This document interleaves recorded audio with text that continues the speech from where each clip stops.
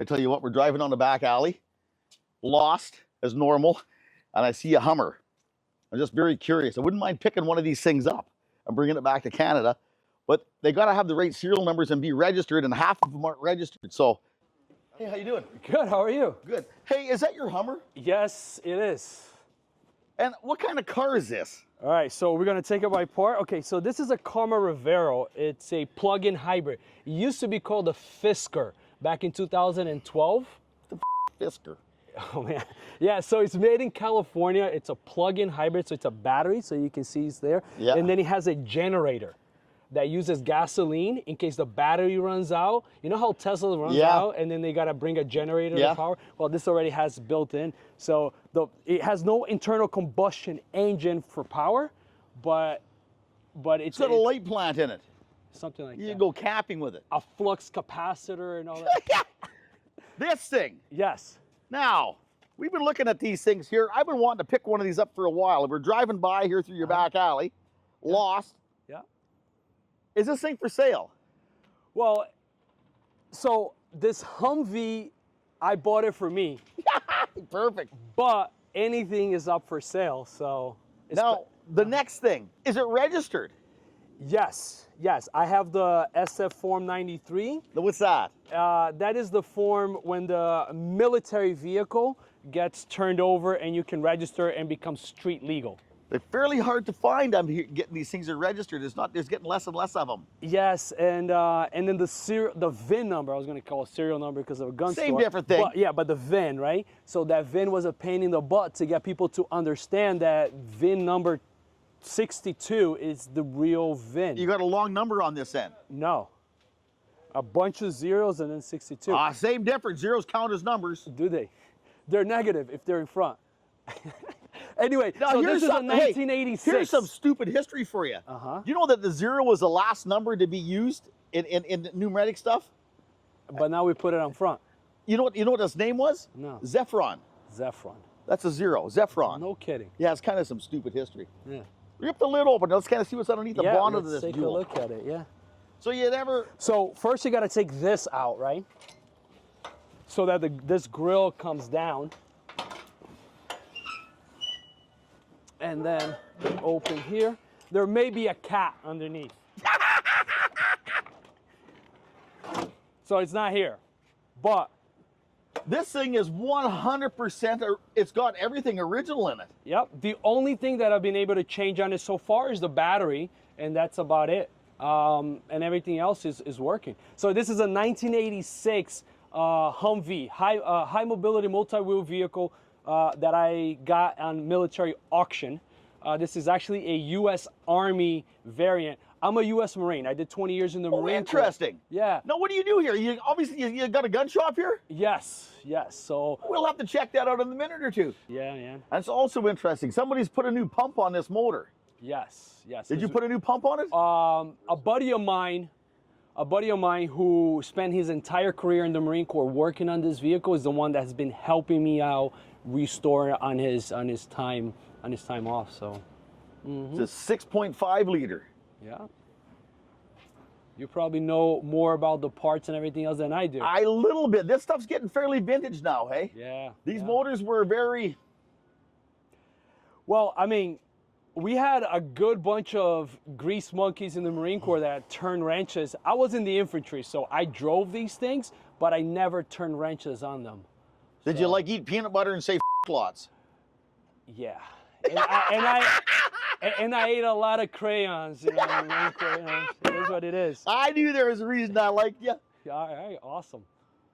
So what do you figure? What's it worth? So it's, though in the condition and it's probably around 27,000 US dollars, man. Boy, that's probably 27. That's multiply. That's about 50,000 Canadian. About 30,000. About 35 Canadian. Yeah. Interesting. So, and as you can see, it's pretty much all original to include the rust.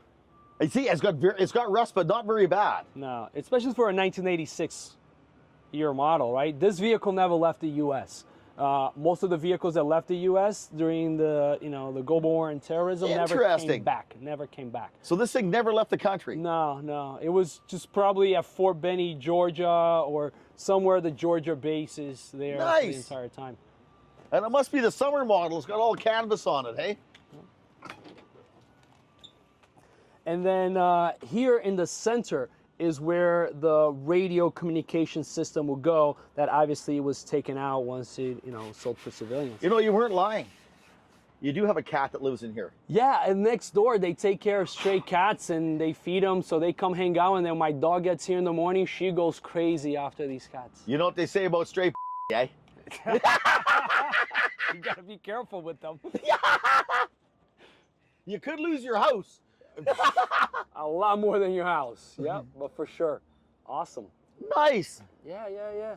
Like I said, this was an Army variant. The Marine Corps Now, what the variant being what? What was the variant of So the variant here is that it's sort of like a truck, like a pickup truck type of thing. In the Marine Corps, this would be a troop carrier. So it would be like over here, and then this entire thing will come in, dudes will come in, they will sit here, and it will have like a high top for people to come in there, and our packs in the middle and that sort of stuff. You rode around lots of these things? Oh, for sure. In Iraq, in Afghanistan. You were there? Yeah, just 5 times. Only 5. Only 5 times, yes, sir. And then when the Marine Corps had these 4-seaters, they would have sort of like the fastback. The slant back. Yeah. Yeah. And then you will see here that one of the things that I find is really cool, M16 rifle. So the buttstock of your firearm will go down here, and then the barrel will go right in there. Interesting. Yeah. So this is like the biggest vehicle I know with no space. They're very interesting, aren't they? Yeah. Like it is the biggest vehicle, with no space. Correct. And what do they leave the open here for? Stretchers and stuff, or utilities or whatever? Yeah. Pretty much that's when we, a stretcher will go in here with a casualty or that sort of stuff. Sometimes your packs will go in there strapped down. But like the transmission and everything else is up into this vehicle. That's why it has so much ground clearance, literally ground clearance, right? Nothing is, like, you can drive over rocks, logs, whatever. This vehicle's in very, very good shape. There's no wax or dents or crevices or holes or nothing in it. It's probably never been off the highway.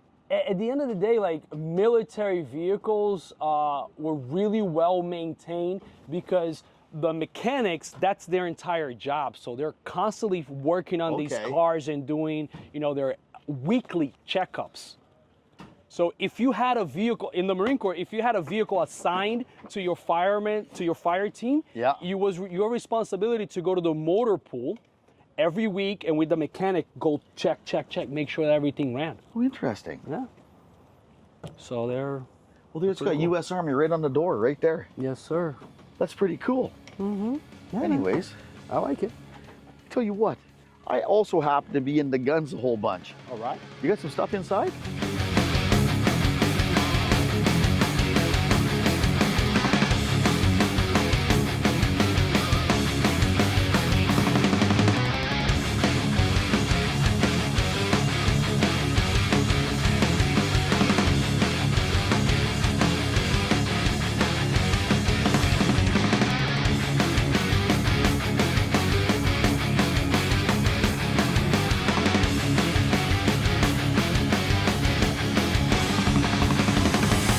I got a lot of cool stuff. Well, let's go take a look at it. All right, let's do it.